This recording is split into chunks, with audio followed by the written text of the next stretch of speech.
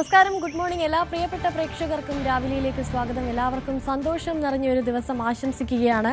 അതുപോലെ തന്നെ ഇനി തെരഞ്ഞെടുപ്പിന് 9 ദിവസം മാത്രമേ അവശേഷിക്കുന്നുള്ളൂ. പ്രചരണം കൊഴുക്കുകയാണ് എല്ലാ മണ്ഡലങ്ങളിലും എന്ന് തന്നെ പറയണം. അതിലേക്കൊക്കെ നമുക്ക് പോകാം. ആദ്യം നോക്കാം പ്രധാന വാർത്തകൾ.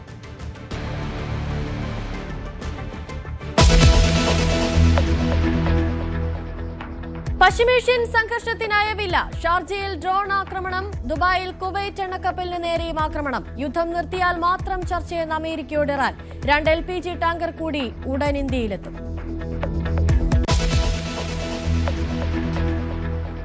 തെരഞ്ഞെടുപ്പിന് ഇനി 9 നാൾ. പ്രചാരണം കൊഴുപ്പിച്ച നേതാക്കൾ. രാഹുൽ ഗാന്ധി ഇന്ന് കോഴിക്കോട്, കണ്ണൂർ ജില്ലകളിൽ.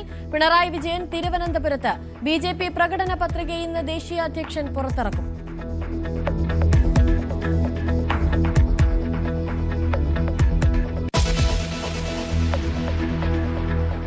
FCRA നിയമ ഭേദഗതിയിലെ ക്രൈസ്തവരുടെ ആശങ്ക അകറ്റാൻ BJP ശ്രമം. സഭാധ്യക്ഷന്മാരെ നേരിട്ട് കണ്ട് അനുനയിപ്പിക്കാൻ നേതാക്കൾ. കേന്ദ്രമന്ത്രി ജോർജ് കുര്യൻ ഇന്ന് മാധ്യമങ്ങളെ കാണും. ഭേദഗതിയിൽ നിലപാട് കടുപ്പിച്ച സംസ്ഥാന സർക്കാർ.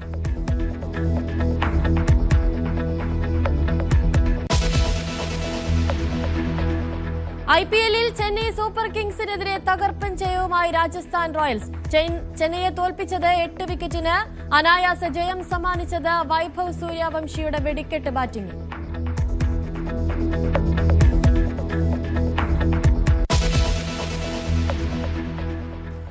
വാർത്തകളിലേക്ക് വിശദമായി പോകുമ്പോൾ തെരഞ്ഞെടുപ്പ് വിശേഷങ്ങളിലേക്ക് തന്നെയാണ് നമ്മൾ ആദ്യം പോകുന്നത്. കേരളം പോളിംഗ് ബൂത്തിലെത്താൻ ഇനി 9 ദിവസം മാത്രമാണുള്ളത്. പ്രമുഖ നേതാക്കളെയും താരപ്രചാരകരെയും അണിനിരത്തി ആവേശം വാനോളം ഉയർത്തുകയാണ് മുന്നണികൾ. വടക്കൻ കേരളത്തിൽ ഇന്ന് രാഹുൽ ഗാന്ധി പങ്കെടുക്കുന്ന പ്രചരണ പരിപാടി ഉണ്ടാകും. കണ്ണൂർ, കോഴിക്കോട് ജില്ലകളിലാണ് പ്രചാരണം നടക്കുക. CPM-നായി പോളിറ്റ് ബ്യൂറോ അംഗം മറിയം ധാവ്ലെയും BJP-ക്കായി നടി ഖുഷ്ബുവും ഇന്ന് കോഴിക്കോട് എത്തുന്നുണ്ട്. മുഖ്യമന്ത്രി ഇന്ന് തിരുവനന്തപുരത്ത് പ്രചാരണം നടത്തും. ത്രികോണ പോരാട്ടം നടക്കുന്ന നേമം, വട്ടിയൂർക്കാവ്, കഴക്കൂട്ടം മണ്ഡലങ്ങളിലാണ് മുഖ്യമന്ത്രിയുടെ പരിപാടി. SDPI ബന്ധത്തെ ചൊല്ലിയുള്ള ആരോപണങ്ങളും വാർത്താ സമ്മേളനങ്ങളിലെ വിവാദങ്ങളും നിലനിൽക്കെ ഇതിൽ മുഖ്യമന്ത്രിയുടെ പ്രതികരണം ഉണ്ടാകുമോ എന്നതാണ് ആകാംക്ഷ. കോഴിക്കോട് നിന്ന് MS അനീഷ് കുമാറും കണ്ണൂരിൽ നിന്നും രഞ്ജിത്ത് രാമചന്ദ്രനും തിരുവനന്തപുരത്ത് നിന്ന് VV അരുണും ചേരുന്നുണ്ട്. ആദ്യം MS അനീഷ് കുമാറിലേക്ക് പോകുമ്പോൾ, അനീഷ്, ഇന്ന് കോഴിക്കോട് വളരെ വലിയ രീതിയിലുള്ള ഒരു പ്രചാരണമാണ് നടക്കുന്നതെന്ന് തന്നെ നമ്മൾ കരുതണം. കാരണം രാഹുൽ ഗാന്ധി എത്തുന്നു, അതോടൊപ്പം തന്നെ CPM-ന്റെ പ്രചരണത്തിനായി മറിയം ധാവ്ലെ എത്തുന്നു, ഒപ്പം BJP-ക്കായി നടി ഖുഷ്ബു എത്തുന്നു. എങ്ങനെയായിരിക്കും ഇന്ന് കോഴിക്കോട് പ്രചരണ രീതികൾ മുന്നോട്ട് പോകുന്നുണ്ടാവുക?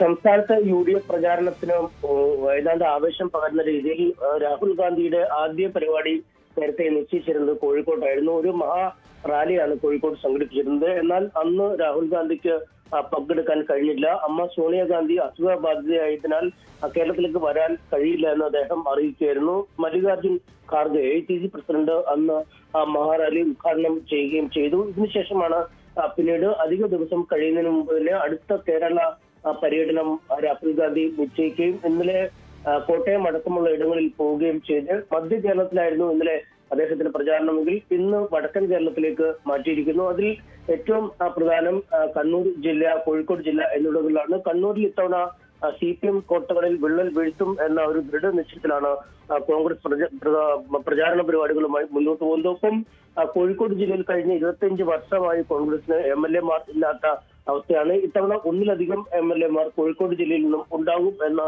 നേരത്തെ തന്നെ ജില്ലാ കോൺഗ്രസ് കമ്മിറ്റി വ്യക്തമാക്കുകയും ചെയ്തിരുന്നു. എന്തായാലും 12 മണിക്ക് കല്ലാച്ചിയിൽ, നാദാപുരം മണ്ഡലത്തിന്റെ ഭാഗത്ത് വരുന്ന കല്ലാച്ചിയിലാണ് ആദ്യ കോർണർ മീറ്റിംഗ്. അതായത് അദ്ദേഹം പ്രത്യേകം സജ്ജീകരിച്ച വേദിയിലൊന്നും അല്ലാതെ ആളുകളോട് അഭിസംബോധന ചെയ്ത് സംസാരിച്ച് മുന്നോട്ട് പോകുന്ന രീതിയിലുള്ള കോർണർ മീറ്റിംഗ് 12 മണിക്ക്. ഒപ്പം 1:30-ക്ക് പേരാമ്പ്രയിലാണ് വലിയ മറ്റൊരു മത്സരം കോഴിക്കോട് ജില്ലയിൽ നടക്കുന്നത്. അവിടെ യൂത്ത് ലീഗിന്റെ യുവനേതാവ് ഫാത്തിമ തെഹ്ലിയ TK രാമകൃഷ്ണൻ, LDF-ന്റെ കൺവീനറെ നേരിടുന്ന വലിയ ആവേശകരമായ മത്സരമാണ്. അവിടുത്തെ കോർണർ മീറ്റിംഗിലും അദ്ദേഹം പങ്കെടുക്കും. പിന്നീടാണ് 2:40-ന് ഗ്യാരണ്ടി ബസ് യാത്ര അദ്ദേഹം ക്രമീകരിച്ചിരിക്കുന്നത്. ബാലുശ്ശേരി മുതൽ നന്മണ്ട വരെയുള്ള ദൂരമാണ് അദ്ദേഹം ഈ ഗ്യാരണ്ടി ബസ്സിൽ യാത്ര ചെയ്യുന്നത്. പ്രത്യേകം സജ്ജീകരിച്ചിരിക്കുന്ന ഒരു വാഹനമാണ്. അതിൽ സ്റ്റിക്കറും മറ്റുമൊക്കെ നടത്തി ഈ സർക്കാരിന്റെ ഭരണത്തിനെതിരായി വിധി എഴുതണമെന്ന് ചൂണ്ടിക്കാട്ടി ചില സൗജന്യങ്ങളും വാഗ്ദാനങ്ങളും ഒക്കെ കോൺഗ്രസ് അല്ലെങ്കിൽ UDF ഇത്തവണ ജനങ്ങൾക്ക് നൽകുന്നുണ്ട്. അതിൽ ഏറ്റവും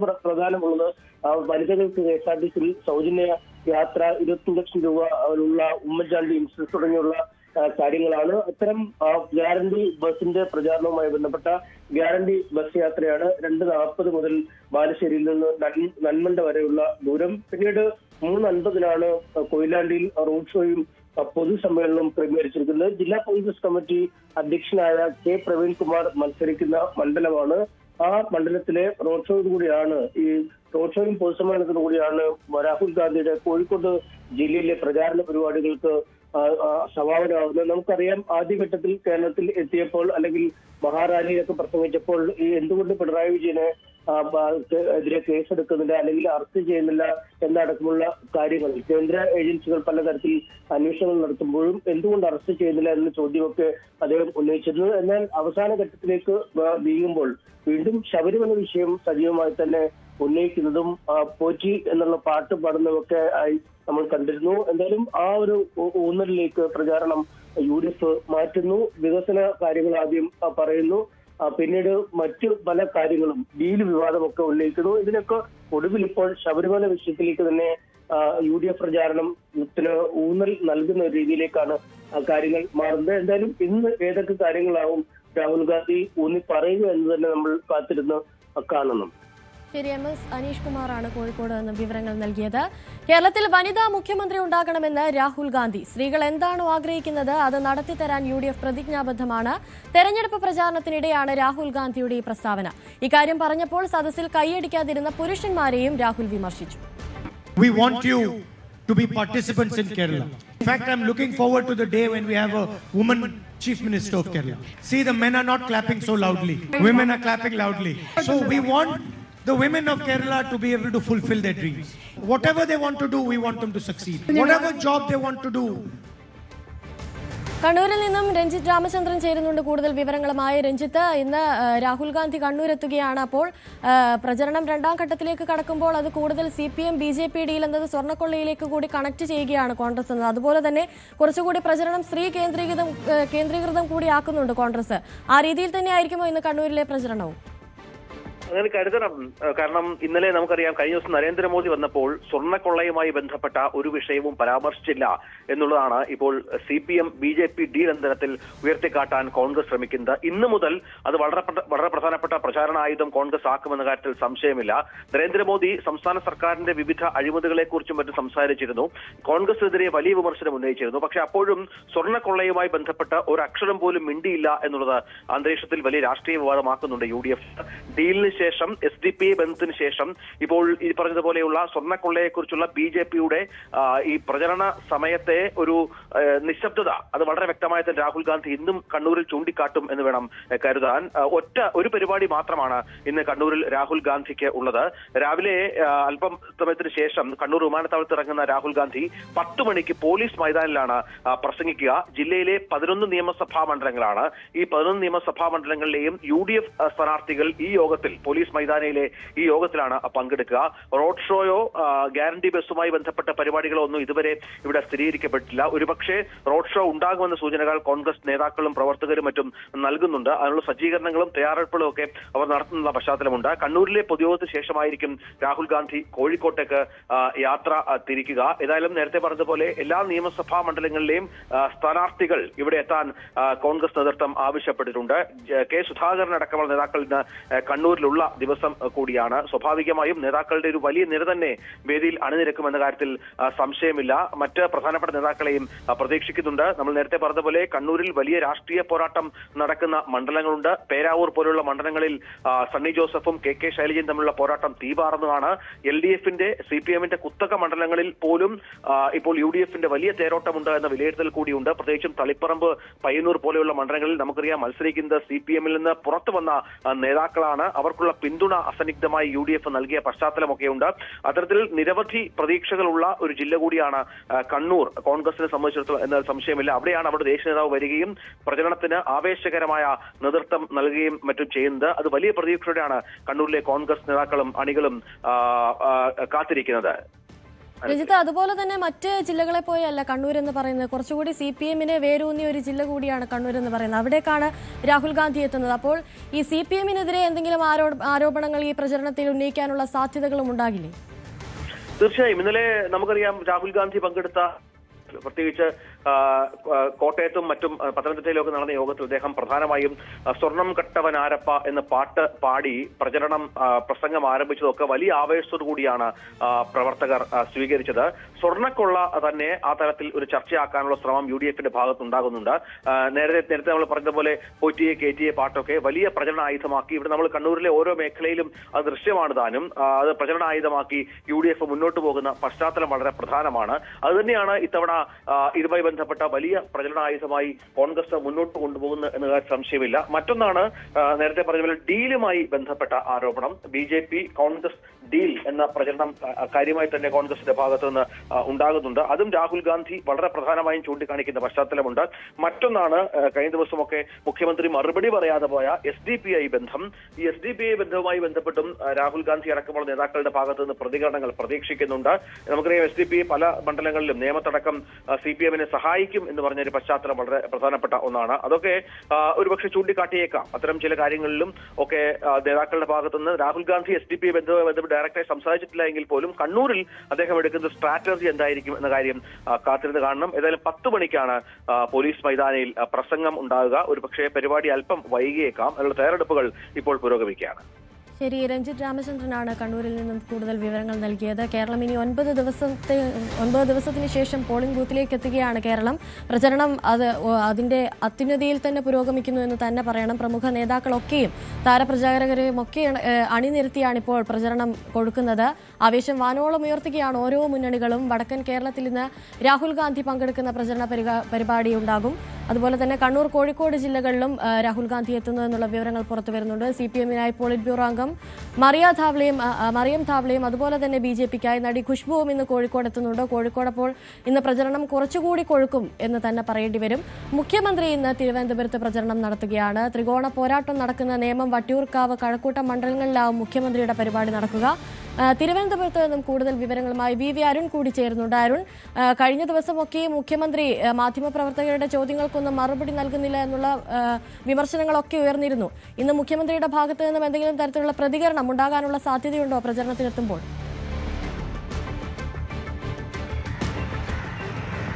തീർച്ചയായിട്ടും മുഖ്യമന്ത്രി വാർത്താ സമ്മേളനമുണ്ട്. രാവിലെ 10 മണിക്ക് AKG സെന്ററിലാണ് മുഖ്യമന്ത്രിയുടെ വാർത്താ സമ്മേളനം. എല്ലാ ദിവസവും ഈ പ്രചരണ ദിവസങ്ങളിൽ എല്ലായിടത്തും മുഖ്യമന്ത്രി മാധ്യമങ്ങളെ കണ്ടിരുന്നു. സ്വാഭാവിക ഇന്നും അതിന് പ്രതികരണം ഉണ്ടാകും. ഇന്നലെ ഉണ്ടായ സംഭവത്തിലടക്കം അദ്ദേഹത്തിന്റെ വിശദീകരണം ഉണ്ടാകാൻ തന്നെയാണ് സാധ്യത. SDPI സഖ്യവുമായി ബന്ധപ്പെട്ട് ഇപ്പോഴും സഖ്യം SDPIയുടെ പിന്തുണ വേണമെന്നോ വേണ്ടയെന്നോ പറയാൻ CPI നേതാക്കൾ തയ്യാറായിട്ടില്ല. ഇന്നലെ ഒടുവിൽ MA ബേബിയും നേമം ഉൾപ്പെടെയുള്ള മണ്ഡലങ്ങളിൽ BJP തോൽക്കാൻ ആഗ്രഹിക്കുന്നവർക്കൊക്കെ ഇടതുമുന്നണി വോട്ട് ചെയ്യാമെന്നൊരു നിലപാടാണ് സ്വീകരിച്ചത്. അത് കോൺഗ്രസ് അത് വലിയ ആയുധമാകുന്നുണ്ട്. കാരണം ജമാഅത്തെ ഇസ്ലാമിയാണ് കോൺഗ്രസിന്റെ പ്രധാനപ്പെട്ട സഹായിയായി ഇപ്പോൾ നിൽക്കുന്നത്. അങ്ങനെ അത് വലിയ വിമർശനം CPM ഉന്നയിക്കുമ്പോൾ SDPI CPM-നൊപ്പം എന്ന പ്രചരണം കോൺഗ്രസ് നടത്തുന്നു. അത് CPM-നെ പ്രതിരോധത്തിലാക്കുന്നുണ്ട്. പക്ഷേ ഈ ഘട്ടത്തിൽ വോട്ട് വേണ്ടെന്ന് പറയാൻ CPM തയ്യാറായിട്ടില്ല. അതിന് കാരണം ഏത് വിധേയരെയും തെരഞ്ഞെടുപ്പ് വിജയിക്കണമെന്ന ലക്ഷ്യത്തോടു കൂടിയാണ് സംസ്ഥാനത്ത് 3 മുന്നണികളും മുന്നോട്ട് പോകുന്നത്. ആ സാഹചര്യത്തിലാണ് SDPIയുടെ പിന്തുണ കൂടി ഒരു സംഖ്യാരൂപത്തിലല്ലെങ്കിൽ പോലും ചില മണ്ഡലങ്ങളിലെങ്കിലും SDPIയുടെ വോട്ട് ലഭിക്കുമെന്ന പ്രതീക്ഷ CPM-ന് ഉള്ളത്. ആ വിഷയത്തിൽ മുഖ്യമന്ത്രിയുടെ പ്രതികരണം ഉണ്ടാകും. പ്രതിപക്ഷ നേതാവും മുഖ്യമന്ത്രിയുമായുള്ള സംവാദത്തിനുള്ള സന്നദ്ധ രണ്ടുപേരും അറിയിച്ചു കഴിഞ്ഞു. അതിന് തീയതി കുറിക്കുമോ അല്ലെങ്കിൽ അതൊരു വെല്ലുവിളിയായി മാത്രം അവശേഷിക്കുമോ എന്ന കാര്യത്തിൽ വ്യക്തത വരേണ്ടിയിരിക്കുന്നു. കാരണം നേരത്തെ V ശിവൻകുട്ടിയുമായി സംവാദം തയ്യാറെന്ന് BJP സംസ്ഥാന അധ്യക്ഷൻ രാജീവ് ചന്ദ്രശേഖർ പറഞ്ഞെങ്കിലും ശിവൻകുട്ടി തീയതി പറഞ്ഞ ശേഷം അതിൽ പ്രതികരിക്കാൻ പിന്നീട് രാജീവ് ചന്ദ്രശേഖർ തയ്യാറായിട്ടില്ല. അതുപോലെ മുഖ്യമന്ത്രിയും പ്രതിപക്ഷ നേതാവുമായുള്ള സംവാദവും ഒടുങ്ങുമോ അല്ലെങ്കിൽ അത് യാഥാർത്ഥ്യത്തിലേക്ക് നീങ്ങുമോ എന്ന കാര്യത്തിൽ വ്യക്തതയുണ്ടാകും. ഏതായാലും ഇനി 9 ദിവസം മാത്രമാണ് ബാക്കിയുള്ളത്. അതിന്റെ ഒരു മൂർധന്യത്തിലേക്ക് തെരഞ്ഞെടുപ്പ് പ്രചരണം പോവുകയാണ്. ഓരോ ദിവസവും വാക്പോരുമായി നേരിട്ട് മുഖ്യമന്ത്രിയും പ്രതിപക്ഷ നേതാവും ഏറ്റുമുട്ടുന്ന സാഹചര്യത്തിലേക്ക് കാര്യങ്ങൾ പോയതാണ്. ഇന്നും സമാനമായ സാഹചര്യം ഉണ്ടാകും. മുഖ്യമന്ത്രി ലക്ഷ്യമിട്ട് പ്രതിപക്ഷ നേതാവും ലക്ഷ്യമിട്ട് മുഖ്യമന്ത്രി നിരന്തരം വിമർശനങ്ങൾ ഉന്നയിക്കുകയാണ്. ഇന്നലെ രാഹുൽ ഗാന്ധി കോൺഗ്രസിന്റെ പ്രധാനപ്പെട്ട നേതാവ് ലോക്സഭാ പ്രതിപക്ഷ നേതാവ് കേരളത്തിലെത്തിയപ്പോൾ ഈ ശബരിമല സ്വർണ്ണക്കൊള്ള വീണ്ടും പ്രചരണമാക്കാനുള്ള ലക്ഷ്യം പ്രഖ്യാപിച്ചു കഴിഞ്ഞു.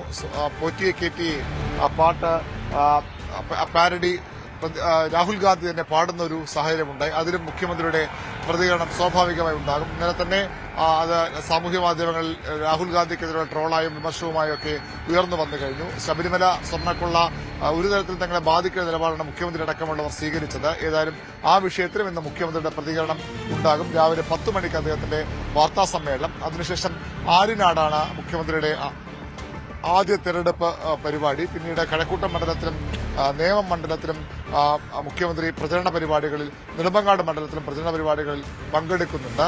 വലിയ പ്രതീക്ഷയോടുകൂടിയാണ് ഇടത് തലസ്ഥാനത്ത് ഇടത് കേന്ദ്രങ്ങൾ മുഖ്യമന്ത്രിയുടെ വരവിനെ കാണുന്നത്. മുഖ്യമന്ത്രി മാത്രമാണ് അവരുടെ സ്റ്റാർ ക്യാമ്പയിൻ എന്ന തരത്തിൽ തെരഞ്ഞെടുപ്പ് അതിന് നിശ്ചയിക്കാനും രാഷ്ട്രീയ എതിരാളികൾക്ക് കുറുക്കിക്കൊള്ളുന്ന മറുപടി നൽകാനും പ്രതിരോധം തീർക്കാനുമൊക്കെയുള്ള ഏറ്റവും പ്രധാനപ്പെട്ട നേതാവ് മുഖ്യമന്ത്രി തന്നെയാണ്. മുഖ്യമന്ത്രി തന്നെയാണ് ഇടതുമുന്നണിയുടെ വലിയ പ്രതീക്ഷ. ആ മുഖ്യമന്ത്രി തലസ്ഥാനത്തെത്തുകയാണ്. ഇതിന്റെ ആവേശമാണ് ഇടതു പ്രവർത്തകരിൽ പൊതുവിലുള്ളത്.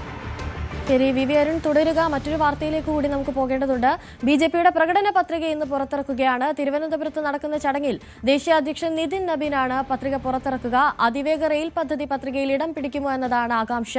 യുവജനങ്ങളുടെ വോട്ട് ലക്ഷ്യമിട്ടുള്ള വാഗ്ദാനങ്ങൾ പ്രകടന പത്രികയിൽ ഇടം നേടുമെന്നാണ് സൂചന. അരുൺ ചേരുന്നുണ്ട് കൂടുതൽ വിവരങ്ങളുമായി. അരുൺ, ജനങ്ങളെ, വോട്ടർമാരെ കൺവിൻസ് ചെയ്യും വിധത്തിലുള്ള പ്രകടന പത്രിക ആയിരിക്കുമോ പുറത്തിറങ്ങുക? എന്തൊക്കെയാണ് പ്രതീക്ഷ?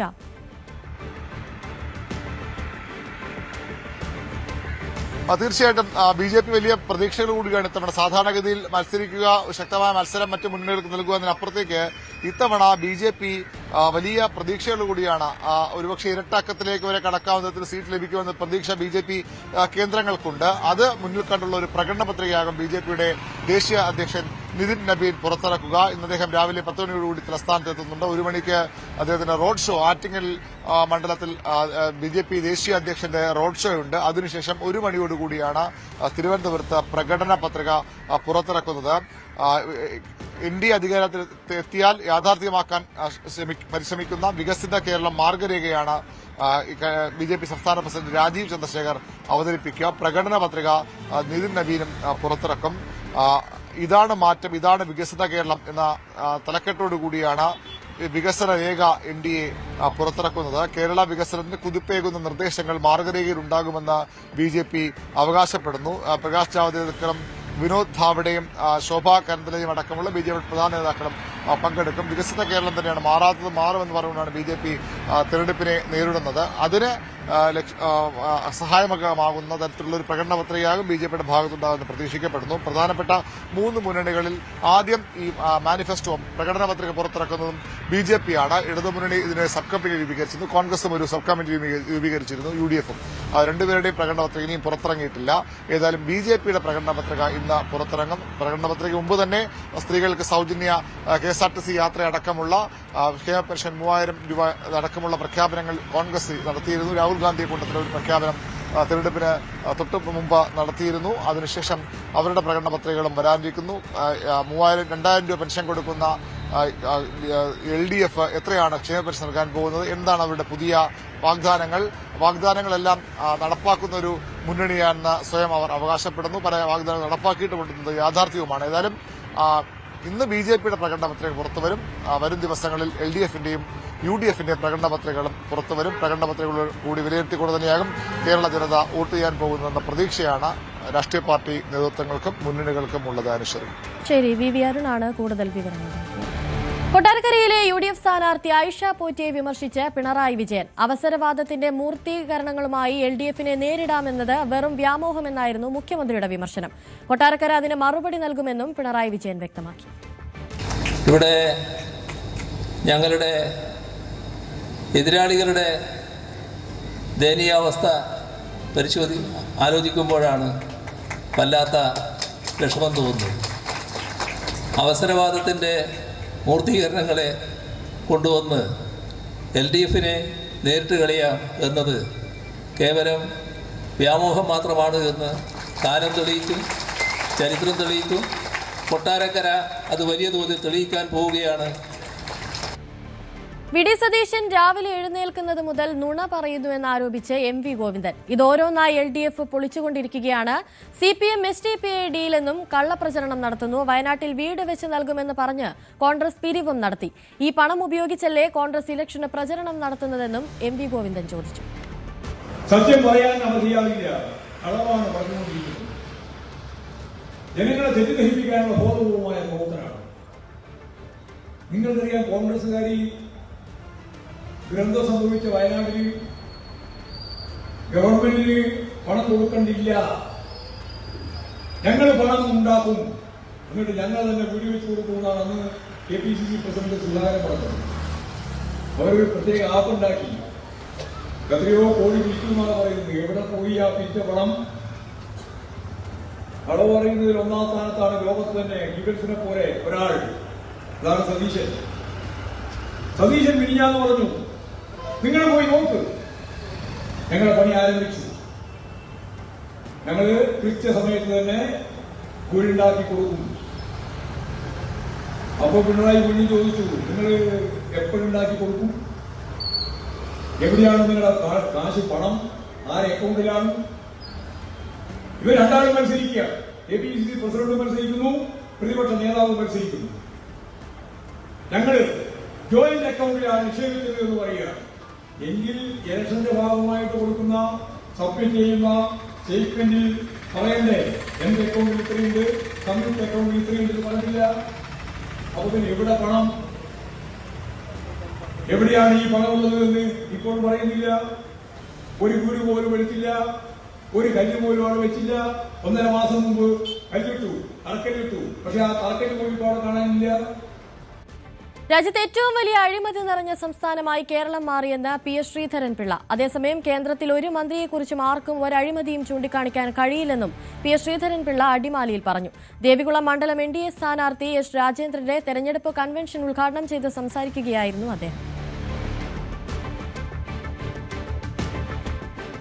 തിരുവനന്തപുരത്ത് കോൺഗ്രസ് CPM സംഘർഷം. നെടുമങ്ങാട് വനിതാ പ്രവർത്തകർ അടക്കം 4 പേർക്ക് പരിക്കേറ്റതായി ആരോപിച്ച് കോൺഗ്രസ് പ്രവർത്തകർ പോലീസ് സ്റ്റേഷനിലേക്ക് പ്രകടനം നടത്തി. പത്താംകല്ല് ഗ്രന്ഥശാലയിൽ UDF സ്ഥാപിച്ച പാർട്ടി ഓഫീസിലേക്ക് ഒരു സംഘം CPM പ്രവർത്തകർ അതിക്രമിച്ച് കടന്ന് ആക്രമണം നടത്തിയതായി കോൺഗ്രസ് പ്രവർത്തകർ ആരോപിക്കുന്നു. 15ഓളം CPM പ്രവർത്തകരാണ് ആക്രമണം നടത്തിയതായി കോൺഗ്രസ് ആരോപിക്കുന്നു.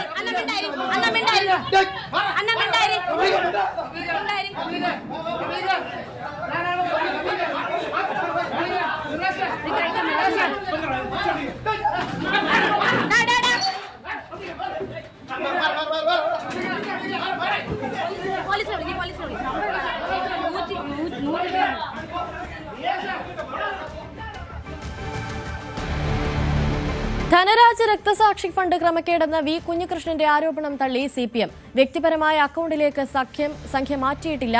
Secretary CPIM Payyanur area committee എന്ന പേരിലുള്ള അക്കൗണ്ടിലേക്കാണ് പണം മാറ്റിയത്. പയ്യന്നൂർ ഏരിയ സെക്രട്ടറിയുടെ ചുമതല നിർവഹിച്ച സമയത്ത് V കുഞ്ഞികൃഷ്ണനും ഈ അക്കൗണ്ടാണ് ഉപയോഗിച്ചത്. നോട്ട് നിരോധനത്തെ തുടർന്ന് ബാങ്കിംഗ് ഇടപാടിൽ വന്നിട്ടുള്ള നിയന്ത്രണത്തിന്റെ ഭാഗമായി വ്യത്യസ്ത അക്കൗണ്ട് വഴി പാർട്ടിയുടെ ആവശ്യങ്ങൾക്കായി പണം പിൻവലിക്കേണ്ടി വന്നിട്ടുണ്ടെന്നും CPIM Payyanur area committee secretary P Santhosh വാർത്താക്കുറിപ്പിൽ വ്യക്തമാക്കി. 2018 ജൂലൈ മാസം 9-ാം തീയതി പയ്യന്നൂർ റൂറൽ ബാങ്ക് മെയിൻ ബ്രാഞ്ചിലുള്ള ധനരാജ് കുടുംബ സഹായ നിധിയുടെ അക്കൗണ്ടിൽ നിന്ന് 5 ലക്ഷം രൂപ അന്നത്തെ ഏരിയ സെക്രട്ടറിയുടെ പേഴ്സണൽ അക്കൗണ്ടിലേക്ക് മാറ്റിയെന്ന് V കുഞ്ഞികൃഷ്ണൻ സമൂഹ മാധ്യമത്തിൽ ആരോപിച്ചിരുന്നു. പ്രതിപക്ഷ നേതാവിന്റെ മണ്ഡലത്തിൽ കുടിൽ കെട്ടി സമരം സംഘടിപ്പിച്ച് LDYF. വയനാട് ദുരന്തവുമായി ബന്ധപ്പെട്ട് പിരിച്ച പണം എവിടെ, പണിത വീടെവിടെ എന്ന മുദ്രാവാക്യമുയർത്തിയാണ് പ്രതിഷേധം. LDYF പറവൂർ മണ്ഡലം കമ്മിറ്റിയുടെ നേതൃത്വത്തിൽ നമ്പൂതിരി അച്ഛൻ ആൽ പരിസരത്താണ് കുടിൽ കെട്ടിയത്. സമരം DYFI സംസ്ഥാന പ്രസിഡന്റ് V വസീഫ് ഉദ്ഘാടനം ചെയ്തു.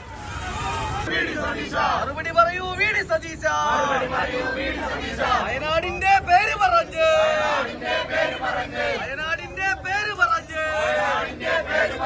കോടികൾ തട്ടിയെടുത്ത അണങ്കെട്ടൊരു കോൺഗ്രസ്, മറുപടി പറയൂ കോൺഗ്രസ്. വീട്ടിൽ വോട്ട് രേഖപ്പെടുത്തി കലാമണ്ഡലം ഗോപി ആശാൻ. മുതിർന്നവർക്കുള്ള പോസ്റ്റൽ വോട്ട് സൗകര്യം ഉപയോഗിച്ചാണ് വോട്ട് ചെയ്തത്. പോളിംഗ് ഉദ്യോഗസ്ഥർ ഇന്നലെ കലാമണ്ഡലം ഗോപി ആശാന്റെ വീട്ടിലെത്തി നടപടികൾ പൂർത്തിയാക്കി. മറ്റു വാർത്തകളിലേക്ക് എത്താം ഇടവേളയ്ക്ക് ശേഷം. സഭകളുടെ ആശങ്കയകറ്റാൻ ശ്രമവുമായി BJP. നിലപാട് പറയാൻ കേന്ദ്രമന്ത്രി ജോർജ് കുര്യൻ ഇന്ന് മാധ്യമങ്ങളെ കണ്ടേക്കും. ഭേദഗതി സഭകളെ ദോഷകരമായി ബാധിക്കില്ലെന്നാകും വിശദീകരിക്കുക. BJP നേതൃത്വവും സഭാധ്യക്ഷന്മാരുമായി കൂടിക്കാഴ്ച നടത്തും. ഡാനി പോൾ ചേരുന്നുണ്ട് കൂടുതൽ വിവരങ്ങളുമായി. Danny, good morning. തെരഞ്ഞെടുപ്പ് കാലമാണ്. ക്രൈസ്തവ സഭകളെ ഒപ്പം നിർത്തുക എന്നുള്ളത് ബി.ജെ.പിക്ക് അത്രയും പ്രധാനപ്പെട്ട ഒരു കാര്യം കൂടിയാണ്. അങ്ങനെയെങ്കിൽ ഇന്നത്തെ കേന്ദ്രമന്ത്രിയുടെ വാർത്താ സമ്മേളനത്തിൽ എന്തൊക്കെയാകും ക്രൈസ്തവ സഭകളെ അനുനയിപ്പിക്കാനായി വിശദീകരിക്കുക, എന്തൊക്കെ വിശദീകരണങ്ങളാകും അദ്ദേഹം നൽകുക എന്ന് പ്രതീക്ഷിക്കണം?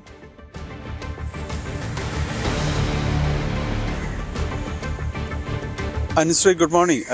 ഇതിൽ വളരെ അപ്രതീക്ഷിതമായ ഒരു തിരിച്ചടിയാണ് ഈ FCRA കാര്യങ്ങളുമായി, നിയമ ഭേദഗതിയുമായി ബന്ധപ്പെട്ടുകൊണ്ട് BJPക്ക് ഉണ്ടായിരിക്കുന്നത്. കാരണം ക്രൈസ്തവ സഭകളുമായി അടുക്കാനുള്ള അവസരങ്ങൾ പരമാവധി പ്രയോജനപ്പെടുത്തുന്ന ഒരു സമയം കൂടിയായിരുന്നു. പ്രത്യേകിച്ച് ഈ ഈസ്റ്റർ കാലമെല്ലാം തന്നെ നേരത്തെ നമുക്കറിയാം, ഇതിനു മുൻപുമെല്ലാം തന്നെ ഈ അവസരങ്ങളെല്ലാം സന്ദർശനങ്ങൾ ബിഷപ്പ് ഹൗസുകളും അതോടൊപ്പം തന്നെ മറ്റ് പ്രധാനപ്പെട്ടവരെല്ലാം സന്ദർശിക്കുന്ന സമയമായിട്ട് ഉപയോഗപ്പെടുത്തിക്കൊണ്ട് ഇങ്ങനെ പ്രധാന വിശേഷ അവസരങ്ങൾ ഉപയോഗപ്പെടുത്തുക. ഒപ്പം ഇപ്പോൾ ഈ തെരഞ്ഞെടുപ്പ് കാലം കൂടിയായതുകൊണ്ട് സഭയെ ചേർത്ത് പിടിച്ചുകൊണ്ടൊരു മുന്നോട്ട് പോകുന്നു എന്നുള്ള പ്രതീതിയെല്ലാം വരുത്തിയെടുക്കുന്നതിനിടയിലായിരുന്നു ഈ നിയമ ഭേദഗതി വരുന്നത്. വളരെ രൂക്ഷമായ പ്രതികരണങ്ങളാണ് വിവിധ സഭാ മേലധ്യക്ഷന്മാരുടെ ഭാഗത്തു നിന്ന് തന്നെ നേരിട്ട് ഉണ്ടായിരിക്കുന്നത്. കാരണം ഇത് തങ്ങളെ തന്നെ ഉദ്ദേശിച്ചുകൊണ്ടുള്ളതാണ്, അല്ലെങ്കിൽ ടാർഗറ്റ് ചെയ്യുന്നതാണ് എന്ന രീതിയിൽ തന്നെയായിരുന്നു പ്രധാനമായും പ്രസ്താവനകൾ വന്നിരുന്നത്. കേന്ദ്രം ഇത് ആവർത്തിച്ച് വ്യക്തമാക്കുന്നത് അങ്ങനെ ദോഷകരമായ ഒന്നല്ല എന്നാൽ ഇതെല്ലാം തന്നെ വിശദീകരിക്കുമ്പോൾ പോലും വലിയ തിരിച്ചടി ഉണ്ടാകുന്നു. വലിയ ഇതുമായി ബന്ധപ്പെട്ടുകൊണ്ട് ഒരു എതിർപ്പ് രൂപപ്പെട്ടു വരുന്നു എന്നത് തന്നെയാണ്. അത് ഈ തെരഞ്ഞെടുപ്പ് കാലത്ത് വലിയ രീതിയിലുള്ള തിരിച്ചടികളും ഉണ്ടാക്കുമെന്ന് വിലയിരുത്തിക്കൊണ്ട് തന്നെയാണ് ഏറ്റവും പ്രധാനപ്പെട്ട നീക്കവുമായിട്ട് കേന്ദ്രമന്ത്രി തന്നെ ഈ ജോർജ് കുര്യൻ തന്നെ ഇപ്പോൾ മുന്നോട്ട് വരുന്നത്. ഇത് സംബന്ധിച്ചുള്ള ഒരു വിശദീകരണത്തിനാണ് അദ്ദേഹം ഒരുങ്ങുന്നതെന്നാണ് മനസ്സിലാക്കാൻ സാധിക്കുന്നത്. ഇന്ന് മാധ്യമങ്ങളെ കണ്ടുകൊണ്ട് ഇതൊരു വിശദീകരിച്ചത് ഇത് എന്താണ് സത്യത്തിൽ ഈ നിയമ ഭേദഗതി എന്നും അത് ഏതെല്ലാം രീതിയിലാണ് നടപ്പാക്കാൻ പോകുന്നതെന്നും അതിൻ്റെ വശങ്ങൾ എന്തൊക്കെയാണ് എന്നതെല്ലാമാണ് അദ്ദേഹം വിശദീകരിക്കാനായിട്ട് ഒരുങ്ങുന്നത്. ഇത് ഒരു സഭകളെയോ അല്ലെങ്കിൽ ഏതെങ്കിലും സമുദായത്തെയോ ഒന്നും തന്നെ ലക്ഷ്യമാക്കിക്കൊണ്ടുള്ളതല്ല ഇത്തരം ഒരു ഭേദഗതി വരുന്നത്. ഇത് പൊതുവിൽ കൊണ്ടുവരുന്ന ചില നടപടികൾ മാത്രമാണ്. ഇത് ആരെയും തന്നെ ദോഷകരമായി ബാധിക്കുന്നില്ല. ഈ വിദേശ സംഭാവനകൾ സ്വീകരിക്കുന്നതിലടക്കം ഈ സഭകളുടെ അവരുടെ ആതുര ശുശ്രൂഷ രംഗം ഉൾപ്പെടെയുള്ള മേഖലകളെല്ലാം തന്നെ ഇതിനെ ആശ്രയിച്ചുകൊണ്ടാണ് കൂടുതലും നിലനിൽക്കുന്നതെന്ന് ചൂണ്ടിക്കാണിച്ചിരുന്നു. അപ്പോൾ ഇതിനെയൊന്നും അങ്ങനെ പ്രതികൂലമായി ബാധിക്കുന്ന രീതിയിലായിരിക്കില്ല ഈ മുന്നോട്ട് പോക്ക് എന്നതെല്ലാം തന്നെയാണ് വിശദമാക്കാനായിട്ട് ശ്രമിക്കുക. ഏതായാലും വലിയ തിരിച്ചടിയാണ് ഈ സമയത്ത് ഈ നിയമ ഭേദഗതിയിലൂടെ തന്നെ BJPക്ക് നേരിടേണ്ടി വരുന്നത്. വലിയ എതിർപ്പ് നേരിടേണ്ടി വരുന്നു. ഈ എതിർപ്പ് ഒരു പരിധിക്കപ്പുറം പോകാതിരിക്കാൻ വേണ്ടിയാണ് ഇപ്പോഴുള്ള ഒരു വിശദീകരണത്തിന് വേണ്ടി കേന്ദ്രമന്ത്രി തന്നെ നേരിട്ട് എത്തുന്നത് എന്നതാണ് അറിയാനായിട്ട് സാധിക്കുന്നത്, നേരിട്ട് ഒരുങ്ങുന്നത് എന്നതാണ് നമുക്ക് മനസ്സിലാക്കാൻ സാധിക്കുന്നത്. കാരണം BJP വളരെ പ്രതീക്ഷ വയ്ക്കുന്ന ഒരു തെരഞ്ഞെടുപ്പ് കൂടിയാണിത്. അതുകൊണ്ട് അതിനെയൊന്നും ആ ഒരു പ്രതീക്ഷകളെയൊന്നും ഈ ഒരു നിയമ ഭേദഗതി പ്രതികൂലമായി ബാധിക്കാതിരിക്കാനുള്ള അവസാനവട്ട ശ്രമം എന്ന രീതിയിൽ തന്നെയാണ് ഇപ്പോഴുള്ള ഒരു നീക്കത്തെ നമ്മൾ കാണേണ്ടത്. ഏതായാലും ക്രൈസ്തവ സഭകൾക്ക് വളരെ ശക്തമായ എതിർപ്പ് ഇക്കാര്യത്തിൽ ഉണ്ടായിട്ടുണ്ട്. ശരി, ഡാനി പോളാണ് കൊച്ചിയിൽ നിന്നും വിവരങ്ങൾ. FCRA നിയമ ഭേദഗതിയിൽ നിലപാട് കടുപ്പിച്ച് സംസ്ഥാന സർക്കാർ. ആശങ്കകൾക്ക് പരിഹാരം കാണാതെ ബില്ലുമായി മുന്നോട്ട് പോകരുതെന്നാവശ്യപ്പെട്ട് മുഖ്യമന്ത്രി പ്രധാനമന്ത്രിക്ക് ഇന്നലെ കത്തയച്ചിരുന്നു. ഭേദഗതി രാജ്യത്തെ ന്യൂനപക്ഷ വിഭാഗങ്ങൾക്കിടയിൽ വലിയ ആശങ്കകൾക്കിടയാക്കിയിട്ടുണ്ടെന്ന് കത്തിൽ ചൂണ്ടിക്കാണിക്കുന്നുണ്ട്.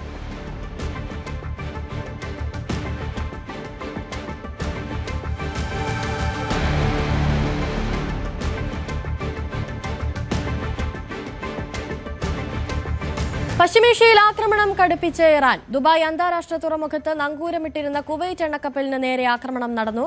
കപ്പലിന് നേരിയ നാശനഷ്ടങ്ങൾ റിപ്പോർട്ട് ചെയ്തിട്ടുണ്ട്. കടലിലേക്ക് എണ്ണ ചോർന്നേക്കാമെന്നാണ് ആശങ്ക. ഇസ്രയേലിലെ ഹൈഫ എണ്ണ ശുദ്ധീകരണശാലയിലേക്ക് നടന്ന ആക്രമണത്തിൽ വൻ തീപിടുത്തമുണ്ടായി. ഹോർമുസ് കടലിടുക്കിൽ കപ്പലുകളിൽ നിന്ന് ടോൾ പിരിക്കാനുള്ള തീരുമാനത്തിന് ഇറാൻ പാർലമെന്റ് കമ്മിറ്റി അംഗീകാരം നൽകി. അതേസമയം ഹോർമുസ് ഉടൻ തുറന്നില്ലെങ്കിൽ സർവനാശം വരുത്തുമെന്നാണ് ട്രംപ് മുന്നറിയിപ്പ് നൽകിയിട്ടുള്ളത്. യുദ്ധം അങ്ങനെ കനക്കുകയാണ്. ട്രംപ് വലിയ രീതിയിലുള്ള മുന്നറിയിപ്പ് ഇപ്പോൾ ഇറാന് നൽകിയിരിക്കുന്നു എന്നുള്ളതാണ് പുറത്തുവരുന്ന വിവരങ്ങൾ. തുറക്കാൻ കരാറുണ്ടാക്കുന്നില്ലെങ്കിൽ, ഹോർമുസ് കടലിടുക്ക് തുറക്കാൻ കരാറുണ്ടാക്കുന്നില്ലെങ്കിൽ എണ്ണപ്പാടങ്ങളും വൈദ്യുതി നിലയങ്ങളും അടക്കം ഊർജ്ജ കേന്ദ്രങ്ങൾ ആക്രമിക്കുമെന്ന ഒരു ഭീഷണി കൂടി മുന്നിലേക്ക് വെക്കുന്നുണ്ട്. അജയ് സുധാബിജി ചേരുന്നുണ്ട് കൂടുതൽ വിവരങ്ങളുമായി. അജയ്, ട്രംപ് കൂടുതൽ കടുംപിടുത്തത്തിലേക്ക് കടക്കുന്നു. ഇപ്പോഴിതാ ഹോർമുസ് കടലിടുക്ക് ഉടൻ തുറന്നില്ലെങ്കിൽ കൂടുതൽ ആക്രമണങ്ങളിലേക്ക് കടക്കുമെന്നാണ് ട്രംപ് പറയുന്നത്. ട്രംപിൻ്റെ ഏറ്റവും പുതിയ ഭീഷണിയാണ് നിലവിൽ ഇത്തരത്തിൽ പുറത്തു വന്നിരിക്കുന്നത്. അദ്ദേഹം പറയുന്നത് ഇപ്പോൾ ഹോർമുസ് കടലിടുക്ക് ഉടൻ തുറക്കണം, അതുപോലെ തന്നെ ഇറാൻ ഒരു ഡീലിന് തയ്യാറാകണം എന്നുള്ള ഒരു മുന്നറിയിപ്പാണ് ട്രംപ് നൽകുന്നത്. അതിൽ ഡീല് ഇപ്പോൾ ഏറെക്കുറെ ഒരു ധാരണയായിട്ടുണ്ട് ഇറാനുമായിട്ട്. അതേസമയം ഹോർമുസിൻ്റെ കാര്യം ഇപ്പോഴും തീരുമാനമാകാതെ തുടരുകയാണ്. ഹോർമുസ് കടലിടുക്ക് ഉടൻ തുറന്നില്ലെങ്കിൽ ഇറാനുള്ളിലെ പവർ പ്ലാന്റുകൾ, അതുപോലെ തന്നെ വൈദ്യുതി നിലയങ്ങൾ, ഇവയെല്ലാം തങ്ങൾ ആക്രമണ വിധേയമാക്കും. അതുപോലെ തന്നെ ഈ ജലശുദ്ധീകരണശാലകൾ ഇവയും ആക്രമണത്തിന് വിധേയമാക്കുമെന്നാണ് ട്രംപിൻ്റെ ഭീഷണി. അതുപോലെ തന്നെ ഇന്നലെ അദ്ദേഹം എടുത്തു പറഞ്ഞ ഖാർഗ് ദ്വീപ് അത് ഉടൻ തന്നെ പിടിച്ചടക്കുമെന്നും ട്രംപ് നിലവിൽ ഭീഷണി മുഴക്കുന്നുണ്ട്. ഹോർമുസിന്റെ കാര്യത്തിൽ ട്രംപ് അങ്ങനെ കൂടുതൽ കടുപ്പിച്ചുകൊണ്ടിരിക്കുകയാണ്. അതേസമയം ഇറാനും ഒട്ടും വിട്ടുകൊടുക്കുന്നില്ല എന്ന് നമുക്കിവിടെ കാണാൻ സാധിക്കും. ഇറാൻ നിലവിൽ ഇപ്പോൾ നേരത്തെ ഹോർമുസ് കടലിടുക്ക് വഴി കടന്നു പോകുന്ന കപ്പലുകൾക്ക് ടോൾ ഏർപ്പെടുത്താനുള്ള ഒരു തീരുമാനം, അതിനെപ്പറ്റി നേരത്തെ ഇറാൻ ആലോചിച്ചിരുന്നു. ഇപ്പോൾ ആ തീരുമാനത്തിന് ഇറാന്റെ പാർലമെന്റ് കമ്മിറ്റി അംഗീകാരം നൽകിയതായിട്ടാണ് സൂചന. IRGCയെ ഉദ്ധരിച്ചുകൊണ്ട് ഫാൾസ് ന്യൂസ് ഏജൻസിയാണ് ഇത്തരമൊരു വിവരം പുറത്തുവിട്ടത്. അപ്പോൾ അങ്ങനെയാണെങ്കിൽ ഈ ഹോർമുസ് കടലിടുക്കിൽ ഇറാൻ കൂടുതൽ നിയന്ത്രണങ്ങൾ കൊണ്ടുവരാനുള്ള സാധ്യതയുണ്ട്. അതേസമയം US മറുവശത്ത് പറഞ്ഞുകൊണ്ടിരിക്കുന്നത് ഈ ഹോർമുസ് കടലിടുക്കിലുള്ള നിയന്ത്രണങ്ങൾ അത് അയവ് വരുത്തണം എന്നുള്ള ഒരു കാര്യം തന്നെയാണ്. എന്തായാലും ഈ ഒരു കാര്യത്തിലെ തർക്കം അത് വീണ്ടും തുടർന്നുകൊണ്ടിരിക്കുകയാണ്. ഇപ്പോൾ ഏറ്റവും പുതുതായിട്ട് ട്രംപ് ഇറാനിൽ നടന്ന മറ്റൊരു ആക്രമണത്തിൻ്റെ ദൃശ്യങ്ങളും തൻ്റെ സാമൂഹ്യ മാധ്യമ അക്കൗണ്ട് വഴി പങ്കുവച്ചിരുന്നു. അദ്ദേഹം കൂടുതലായി ഇറാനിയൻ ജനതയെ ഓർമ്മിപ്പിച്ചുകൊണ്ടിരിക്കുകയാണ്. ഇറാനിലുള്ള പഴയ ഒരു റെജീം അത് തങ്ങൾ മാറ്റം കൊണ്ടുവന്നതാണ്. ഇപ്പോൾ പുതിയ വിഭാഗം നേതാക്കളുമായിട്ടാണ് ചർച്ച നടത്തുന്നത്.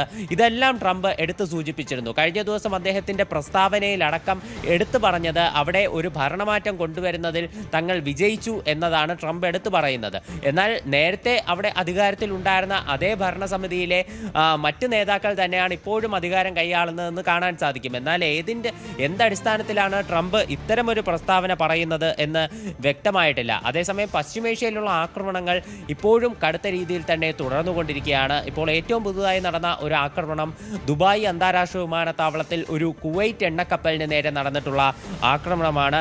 അൽ സൽമി എന്ന് പറയുന്ന ഒരു എണ്ണക്കപ്പലിന് നേരെയാണ് ആക്രമണമുണ്ടായത്. കുവൈറ്റിൻ്റെയും അതുപോലെ തന്നെ സൗദി അറേബ്യയുടെയും എണ്ണയായിരുന്നു ഈ കപ്പലിനകത്തുണ്ടായിരുന്നത്. ഏതാണ്ട് 2 മില്യൺ ബാരൽ വരുന്ന ക്രൂഡ് ഓയിൽ ഈ കപ്പലിൽ ഉണ്ടായിരുന്നതായിട്ടാണ് വിവരമുള്ളത്. ഇറാനിയൻ അറ്റാക്കാണ് ഈ കപ്പലിന് നേരെ ഉണ്ടായതെന്നാണ് കുവൈറ്റ് പെട്രോളിയം മന്ത്രാലയം സ്ഥിരീകരിക്കുന്നത്. ഈ ആക്രമണത്തിൽ കപ്പലിന് നേരിയ തോതിലുള്ള നാശനഷ്ടങ്ങളും അതുപോലെ തീപിടുത്തം ഉൾപ്പെടെ ഉണ്ടായിട്ടുണ്ട്. ദുബായ് ഭരണാധികാരികൾ ഉൾപ്പെടെ ഇടപെട്ടാണ് ഈ തീ അണയ്ക്കാനുള്ള നടപടിക്രമങ്ങൾ സ്വീകരിച്ചത്. ഏറെ നേരം പണിപ്പെട്ടതിന് ശേഷമാണ് ഈ തീയണയ്ക്കാനായത് എന്നും വിവരമുണ്ട്. ഈ മേഖലയിൽ അതുപോലെ മറ്റൊരു ആശങ്ക നിലനിൽക്കുന്നത് ഈ കപ്പലിലുള്ള ക്രൂഡ് ഓയിൽ അത് കടലിലേക്ക് പടരുമോ എന്നുള്ള ആശങ്കകളും നിലനിൽക്കുന്നുണ്ട്. എന്തായാലും മേഖലയിൽ സുരക്ഷ അത് കർശനമാക്കിയിട്ടുണ്ട്. അതുപോലെ തന്നെ ഷാർജയിൽ ഉൾപ്പെടെ ആക്രമണം നടന്നതായിട്ടാണ് വിവരം. ഷാർജയിലുള്ള ഒരു ഇൻഡസ്ട്രിയൽ സിറ്റിയിൽ ഉൾപ്പെടെ ആക്രമണം നടന്നു. എന്നാൽ ആർക്കും പരിക്കേറ്റിട്ടില്ല എന്നുള്ള വിവരങ്ങളാണ് ലഭിക്കുന്നത്. ഈ കപ്പലിൽ ഇപ്പോൾ കുവൈറ്റ് കപ്പലിന് നേരെ നടന്നിട്ടുള്ള ആക്രമണത്തിൽ കപ്പലിനുള്ളിൽ 24 ജീവനക്കാരുണ്ടായിരുന്നതായിട്ടാണ് വിവരമുള്ളത്. ഈ 24 പേരും സുരക്ഷിതരാണ് എന്നുള്ള വിവരങ്ങളാണ് പുറത്തു വരുന്നത്. മറ്റ് കപ്പലിന് നേരിയ നാശനഷ്ടങ്ങളുണ്ട്, എന്നാൽ ജീവനക്കാർക്കാർക്കും പരിക്കേറ്റിട്ടില്ല എന്നുള്ള വിവരങ്ങൾ കൂടി പുറത്തു വരുന്നുണ്ട്. അതേസമയം ഇസ്രായേലിന് നേരെയുള്ള ഇറാന്റെയും അതുപോലെ തന്നെ ഹിസ്ബുള്ള ഗ്രൂപ്പിന്റെ ആക്രമണങ്ങളും നിലവിൽ തുടർന്നുകൊണ്ടിരിക്കുകയാണ്. വടക്കൻ ഇസ്രായേലിലുള്ള ഹൈഫ എന്ന് പറയുന്ന ഒരു എണ്ണ ശുദ്ധീകരണശാലയ്ക്ക് നേരെ ആക്രമണം നടന്നിട്ടുണ്ട്. എന്നാൽ അത് ഹിസ്ബുള്ള ഗ്രൂപ്പിന്റെ ഭാഗത്തു നിന്നുള്ള ആക്രമണമാണോ അതോ ഇറാന്റെ ഭാഗത്തു നിന്നുള്ള ആക്രമണമാണോ എന്ന് സ്ഥിരീകരിക്കാറായിട്ടില്ല. ഈ മേഖലയിൽ ഹിസ്ബുള്ള ഗ്രൂപ്പിന്റെ ഭാഗത്തു നിന്നുള്ള ആക്രമണം അത് കഴിഞ്ഞ കുറച്ച് ദിവസങ്ങളായി കടുത്ത രീതിയിലായിരുന്നു. അപ്പോൾ ഇവിടെ ഇപ്പോൾ നേരിയ തോതിൽ തീപിടുത്തം ഉൾപ്പെടെ ഉണ്ടായിട്ടുണ്ട്. പ്രദേശത്തെ മറ്റ് ഭാഗങ്ങളിലേക്ക് തീ പടരുമോ എന്നുള്ള ആശങ്കയുൾപ്പെടെ നിലനിന്നിരുന്നു. എന്നാലിപ്പോൾ ആ തീ ഏറെക്കുറെ നിയന്ത്രണ വിധേയമാക്കാൻ സാധിച്ചതായിട്ടാണ് റിപ്പോർട്ടുകൾ. ഈ എണ്ണ ശുദ്ധീകരണശാലയ്ക്കും വലിയ രീതിയിലുള്ള കേടുപാടുകൾ അടക്കം സംഭവിച്ചിരുന്നു. കൂടുതൽ അതിനെ സംബന്ധിച്ചുള്ള വിവരങ്ങളെല്ലാം പുറത്തു വരാനിരിക്കുന്നതേ ഉള്ളൂ. അതുപോലെ തെക്കൻ ലെബനനിൽ UN-ന്റെ ചില സൈനികർ കൊല്ലപ്പെട്ടതായിട്ട് വിവരമുണ്ട്. UN-ന്റെ ഭാഗമായിട്ട് UN-ന്റെ പീസ് കീപ്പിംഗ് മിഷന്റെ ഭാഗമായിട്ട് പ്രവർത്തിച്ചിരുന്ന സൈനികരാണ് കൊല്ലപ്പെട്ടതെന്നാണ് വിവരം. എന്നാൽ എന്നാൽ ഇവർ ഏത് രാജ്യത്തുള്ളതാണെന്നുള്ള വിവരം ലഭിച്ചിട്ടില്ല. ഇത് ഇസ്രയേലിൻ്റെ ആക്രമണത്തിൽ കൊല്ലപ്പെട്ടതാണ് എന്നുള്ള സൂചനകളാണ് വരുന്നത്. ഇതിനെതിരെ ഇസ്രയേലിനെതിരെ കടുത്ത പ്രതിഷേധങ്ങളും നിലവിലുണ്ട്. അതേസമയം അതുപോലെ തന്നെ ഇറാഖിലുണ്ടായിരുന്ന ഒരു ഇറാനിയൻ ഒരു വിമാനത്തിന് നേരെ ആക്രമണം ഉണ്ടായിട്ടുണ്ട്. ഇത് ഈ യുദ്ധസമയത്തുള്ള മറ്റ് ആവശ്യങ്ങൾ, അതായത് മാനുഷിക സഹായത്തിന് വേണ്ടിയിട്ടുള്ള മറ്റ് ഇപ്പോൾ ഭക്ഷണ സാധനങ്ങളാണെങ്കിലും മറ്റു വസ്തുക്കളും വഹിച്ചുകൊണ്ട് വരാനിരുന്ന വിമാനമായിരുന്നു. അപ്പോൾ ഈ വിമാനത്തിന് നേരെ ആക്രമണം നടന്നതായിട്ട് റിപ്പോർട്ടുകളുണ്ട്. ഇറാൻ ഇക്കാര്യത്തിൽ കടുത്ത പ്രതിഷേധം തന്നെ രേഖപ്പെടുത്തിയിരിക്കുകയാണ്. ഇത്തരത്തിൽ മാനുഷിക ആവശ്യങ്ങൾക്ക് ഉപയോഗിച്ചിരുന്ന വിമാനത്തിന് നേരെ നടന്നിട്ടുള്ള ആക്രമണം അത് ഒരിക്കലും ന്യായീകരിക്കാനാകില്ല എന്നാണ് ഇറാൻ ഇക്കാര്യത്തിൽ പ്രതിഷേധമായി രേഖപ്പെടുത്തിയിട്ടുള്ളത്. ഇപ്പോൾ ഇത് ഇന്ത്യയിലേക്ക് ഉൾപ്പെടെ അയക്കാനിരുന്ന ഒരു വിമാനത്തിനാണ് നാശനഷ്ടം ഉണ്ടായത് എന്നാണ് വിവരം ലഭിക്കുന്നത്. ഇന്ത്യ ഉൾപ്പെടെ ഇത്തരം മാനുഷിക സഹായങ്ങൾ നൽകാം എന്ന് ഇറാന് വാഗ്ദാനം ചെയ്തിരുന്നു. അപ്പോൾ അത്തരത്തിലൊരു നാശനഷ്ടം അത് ഇറാന് നേരെയും ഉണ്ടായിട്ടുണ്ട്. എന്തായാലും ട്രംപ് നിലവിൽ പങ്കുവച്ചിട്ടുള്ള വീഡിയോ അത് ഇറാനിൽ എവിടെ നടത്തിയ ആക്രമണമാണ് എന്നുള്ള കാര്യം അദ്ദേഹം വിശദീകരിച്ചിട്ടില്ല. എന്തായാലും ടെഹ്റാനിൽ ഉൾപ്പെടെ നിരവധി സ്ഫോടനങ്ങൾ നടന്നതായിട്ടുള്ള റിപ്പോർട്ടുകളുമുണ്ട്. അജയ്, അതുപോലെ തന്നെ ഈ മധ്യസ്ഥ ചർച്ചകൾക്കുള്ള നീക്കങ്ങളൊക്കെ ഇറാൻ തള്ളിക്കളയുന്ന ഒരു സാഹചര്യമാണുള്ളത്. ട്രംപ് കഴിഞ്ഞ ദിവസം ഈ സംഘർഷത്തിൽ ഇറാനിൽ ലക്ഷ്യം വെക്കുന്നത് എന്താണെന്നുള്ള കാര്യങ്ങളൊക്കെ വ്യക്തമാക്കിയിരുന്നു. അതുപോലെ തന്നെ ഹോർമുസ് തുറന്നില്ലെങ്കിൽ ഇപ്പോൾ കൂടുതൽ ആക്രമണം അഴിച്ചുവിടുമെന്നുള്ള ഒരു മുന്നറിയിപ്പ് കൂടി ട്രംപ് നൽകുന്നുണ്ട്. അപ്പോഴും ഇറാൻ ഒരു മധ്യസ്ഥ ചർച്ചയ്ക്ക് തയ്യാറാകുന്നില്ല. ഈ സംഘർഷം ഒതുക്കി തീർക്കാനുള്ള നീക്കത്തിലേക്ക് ഇറാൻ എത്തുന്നില്ല എന്ന് പറയുമ്പോൾ ഇനിയൊരു ആക്രമണം ഉണ്ടാകുമ്പോൾ അതിനെ പ്രതിരോധിക്കാവുന്ന തരത്തിൽ ഇറാൻ മുന്നൊരുക്കങ്ങൾ നടത്തുന്നുണ്ട് എന്ന് വേണ്ടേ കരുതാൻ? ഇറാൻ ഇപ്പോഴും ഈ മധ്യസ്ഥ ചർച്ചകൾ തള്ളിക്കളയുന്നൊരു നിലപാട് തന്നെയാണ്. ഇപ്പോൾ അവർ നേരത്തെ തന്നെ വ്യക്തമാക്കിയിട്ടുള്ളത് ചില സൗഹൃദ രാഷ്ട്രങ്ങൾ വഴി അമേരിക്ക ചില സന്ദേശങ്ങൾ അയക്കുക മാത്രമാണ് ചെയ്തത്. അവർ വഴി തന്നെ ഈ രാജ്യങ്ങൾ മുഖേന തന്നെ തങ്ങൾ അതിനുള്ള മറുപടിയും അമേരിക്കയ്ക്ക് തിരിച്ചയക്കുകയുണ്ടായിരുന്നു. അല്ലാതെ നേരിട്ടുള്ള ചർച്ചകളോ അത്തരത്തിലുള്ള നീക്കങ്ങളോ ഒന്നും തന്നെ നടന്നിട്ടില്ല എന്നാണ് ഇറാന്റെ ഭാഗത്തു നിന്ന് വരുന്ന ഒരു വിശദീകരണം എന്ന് പറയുന്നത്. ഇറാൻ ഇപ്പോഴും പറയുന്നത് അമേരിക്കയെ ചർച്ചയ്ക്ക് വിശ്വസിക്കാൻ കഴിയില്ല എന്നാണ് ഇറാൻ എടുത്തു പറയുന്നത്. അതായത് കഴിഞ്ഞ തവണ ഒരു ആണവ ചർച്ചകൾ ഉൾപ്പെടെ നടന്നുകൊണ്ടിരിക്കുന്ന സാഹചര്യത്തിലാണ് ഇറാന് നേരെ അമേരിക്കയും ഇസ്രായേലും സംയുക്ത ആക്രമണം നടത്തിയത്. അതുകൊണ്ട് തന്നെ ഇത്തരം നേരിട്ടുള്ള ചർച്ചകൾക്കുള്ള സാധ്യതകൾ അത് ഇറാൻ ഇപ്പോഴും തള്ളിക്കളയുകയാണ്. ഇറാന്റെ വിദേശകാര്യ മന്ത്രാലയത്തിലുള്ള ഒരു മുതിർന്ന ഉദ്യോഗസ്ഥരാണ് നിലവിൽ ഈ ചർച്ചകൾക്കുള്ള സാധ്യതകൾ തള്ളിക്കളഞ്ഞുകൊണ്ട് പ്രസ്താവന ഇറക്കിയിരിക്കുന്നത്. അതേസമയം തന്നെ അമേരിക്കയുടെ ഭാഗത്ത് നിന്ന് ഇത്തരം ചില നടപടികൾക്കെതിരെയുള്ള ഭീഷണികളും ശക്തമാണ്. അതായത് അമേരിക്കയിലെ വൈറ്റ് ഹൗസ് പ്രസ് സെക്രട്ടറി ആയിട്ടുള്ള കരോലിൻ ലെവിറ്റ് അവർ വ്യക്തമാക്കുന്ന ഒരു കാര്യമെന്ന് പറയുന്നത് ചില ഇറാനിയൻ നേതാക്കൾ, നേരത്തെ അധികാരത്തിലിരുന്ന ഇറാനിയൻ നേതാക്കൾ അവർ ട്രംപിനോട് കള്ളം പറഞ്ഞു. അപ്പോൾ അത് കാരണമാണ് ഇവരെ വധിക്കേണ്ടി വന്നത് എന്നുള്ള കാര്യങ്ങളാണ് അവർ നിലവിൽ പറഞ്ഞിട്ടുള്ളത്. അപ്പോൾ ട്രംപിനോട് കള്ളം പറഞ്ഞു എന്നുള്ള കാരണത്താൽ കുറച്ചുപേരെ കൊന്നു എന്നുള്ള രീതിയിലുള്ള പരാമർശം അവർ നിലവിൽ നടത്തി. അപ്പോൾ ഇത്തരത്തിൽ കള്ളം പറഞ്ഞാൽ US വധിക്കും. അതുകൊണ്ട് യുഎസുമായി നടത്തുന്ന ചർച്ചകൾ അത് കൃത്യമായിട്ടുള്ള ഒരു ഉദ്ദേശ ലക്ഷ്യത്തോടെയാകണം, കൃത്യമായിട്ടുള്ള ഒരു ധാരണ അതിലുണ്ടാകണം എന്നുള്ളൊരു സന്ദേശം കൂടി ഇതിലൂടെ US നടത്താൻ ഉദ്ദേശിക്കുന്നു എന്ന് തന്നെയാണ് അവർ പറഞ്ഞു വയ്ക്കുന്നത്. അതുപോലെ തന്നെ മാർക്കോ റൂബിയോയുടെ ഭാഗത്തു നിന്നുള്ള ഒരു പ്രതികരണം കൂടി വരുന്നുണ്ട്. അദ്ദേഹം വ്യക്തമാക്കുന്നത് ഏതാനും മാസങ്ങൾ നീണ്ടു നിന്നേക്കാവുന്ന ആക്രമണമാണ് US ഇപ്പോൾ ഏതാനും ആഴ്ചകൾക്കുള്ളിൽ അവസാനിപ്പിക്കുന്നത്. ഇത്രയും കുറഞ്ഞ സമയത്തിനുള്ളിൽ US തങ്ങളുടെ ലക്ഷ്യങ്ങൾ സാധിക്കുന്നതിൽ വിജയിച്ചു എന്നുള്ള കാര്യം ഉൾപ്പെടെ മാർക്കോ റൂബിയോ എടുത്ത് പറയുന്നുണ്ട്. അപ്പോൾ എന്തായാലും നിലവിൽ സംഘർഷങ്ങൾ രൂക്ഷം തന്നെയാണ്. പശ്ചിമേഷ്യയിൽ ഉൾപ്പെടെ ഒരു ആശങ്കാജനകമായിട്ടുള്ള സാഹചര്യമാണ്. ഈ ഹോർമുസ് കടലിടുക്കിൽ ഇറാൻ ടോൾ നടപടികളുമായി മുന്നോട്ട് പോവുകയാണെങ്കിൽ അത് കൂടുതൽ പ്രതിസന്ധിയിലേക്ക് കാര്യങ്ങൾ നീളും. ഇപ്പോൾ ഹോർമുസ് കടലിടുക്ക് വഴി 2 ഇന്ത്യൻ കപ്പലുകൾ കൂടി ഇന്ത്യയിലേക്ക് തിരിച്ചിട്ടുണ്ട്. 18 കപ്പലുകൾക്ക് കൂടി അനുമതി തേടാനുള്ള നടപടിക്രമങ്ങൾ സ്വീകരിക്കുന്നതായിട്ട് കേന്ദ്ര സർക്കാർ അറിയിച്ചിട്ടുമുണ്ട്. ശരി, അജയ് സുധാ ബിജു ആണ് കൂടുതൽ വിവരങ്ങൾ. പാലക്കാട് കല്ലടിക്കോട് സ്വകാര്യ ബസ് നിയന്ത്രണം വിട്ട് വീടിന് മുകളിലേക്ക് മറിഞ്ഞ അപകടം. CCTV ദൃശ്യങ്ങൾ പുറത്തുവന്നു.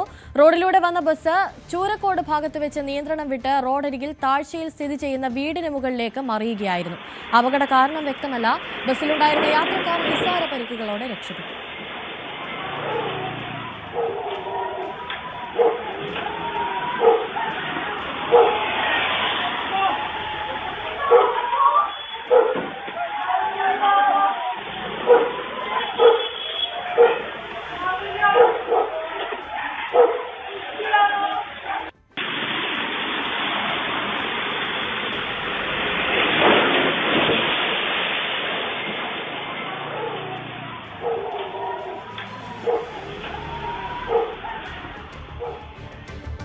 രാജ്യത്തെ ജനസംഖ്യാ കണക്കെടുപ്പ് പ്രക്രിയയ്ക്ക് നാളെ തുടക്കമാകും. രാജ്യത്തെ ആദ്യത്തെ സമ്പൂർണ്ണ ഡിജിറ്റൽ സെൻസസ് എന്ന പ്രത്യേകതയോടെയാണ് നടപടികൾ തുടങ്ങുന്നത്. 2 ഘട്ടങ്ങളിലായാണ് സെൻസസ് നടപ്പാക്കുന്നത്.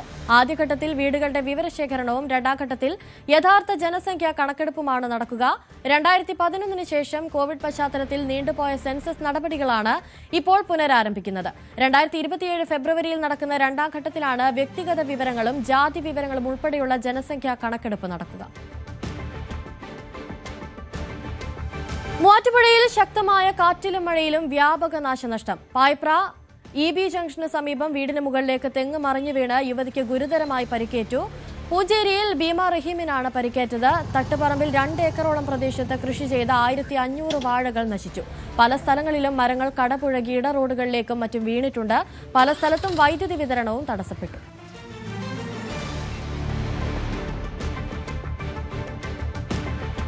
ഇനി മറ്റു ചില തെരഞ്ഞെടുപ്പ് വാർത്തകളിലേക്ക് കൂടി നമുക്ക് പോകാം.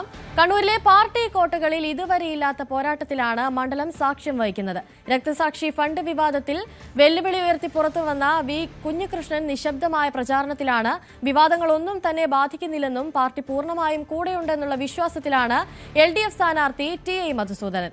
കുഞ്ഞികൃഷ്ണൻ ഉയർത്തിയ വെല്ലുവിളി പാർട്ടി കോട്ടയെ എങ്ങനെ സ്വാധീനിച്ചു എന്നതിന്റെ വിലയിരുത്തൽ കൂടിയാകും ഈ തെരഞ്ഞെടുപ്പ് ഫലം.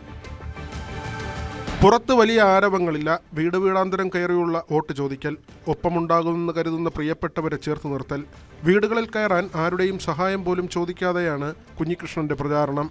താൻ ഉയർത്തിയ വിവാദങ്ങൾ CPM കേന്ദ്രങ്ങളെ അമ്പരപ്പിച്ചിട്ടുണ്ടെന്നും അണികൾ അതിൽ ബോധവാന്മാരാണെന്നും പാർട്ടിക്കോട്ടയിൽ അത് വോട്ടാകുമെന്നുമാണ് കുഞ്ഞികൃഷ്ണൻ വിശ്വസിക്കുന്നത്. ലോക്സഭാ തെരഞ്ഞെടുപ്പിൽ 13,000 വോട്ടിന്റെ മാത്രം ഭൂരിപക്ഷമാണ് മണ്ഡലത്തിൽ LDFനുള്ളത്.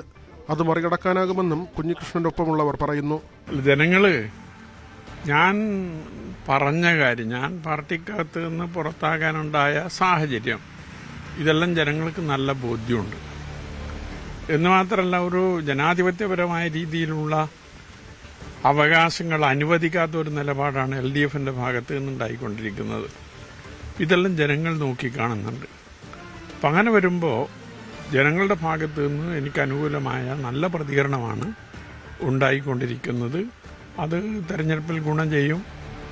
വിജയസാധ്യത തള്ളിക്കളയുന്നില്ല, വിജയിക്കുമെന്ന് തന്നെയാണ് വിശ്വസിക്കുന്നത്. തോൽവി അറിയാത്തതാണ് പയ്യന്നൂരിൽ CPM ചരിത്രം. കഴിഞ്ഞ നിയമസഭാ തെരഞ്ഞെടുപ്പിൽ 50,000-നടുത്തുള്ള ഭൂരിപക്ഷം. സ്ഥാനാർത്ഥിയുടെ വ്യക്തിബന്ധം, എത്ര ആരോപണങ്ങൾ വന്നാലും പാർട്ടിക്കൊപ്പം നിൽക്കുന്ന ബഹുജനങ്ങൾ. പയ്യന്നൂർ കോട്ടകാക്കാൻ ഇത്രയും ധാരാളമെന്നാണ് TI മധുസൂദനൻ പറയുന്നത്. ഞങ്ങളുടെ നിലപാട് സമീപനങ്ങളും പറയും. ജനങ്ങളിൽ ഏറ്റവും വലിയ ഞങ്ങളുടെയൊക്കെ നയിക്കുന്നവർ, അവരുടെ മുന്നിൽ ഞങ്ങൾ ശരിയും സത്യവുമാണ് എന്നുള്ള ബോധ്യം അവർക്കുണ്ട്. ആ ആവേശം ജനങ്ങളിൽ കാണാനുണ്ട്. അവരത്രയും ഹൃദയത്തിൽ ചേർത്ത് പിടിച്ചിട്ടാണ് ഈ മണ്ഡലത്തിലെ ജനങ്ങൾ ഞങ്ങളെ സ്വീകരിക്കുന്നത്. കുഞ്ഞികൃഷ്ണന്റെ ആരോപണങ്ങൾ പാർട്ടിക്കോട്ടകളെ ഇളക്കിയിട്ടുണ്ടെന്ന് വ്യക്തം.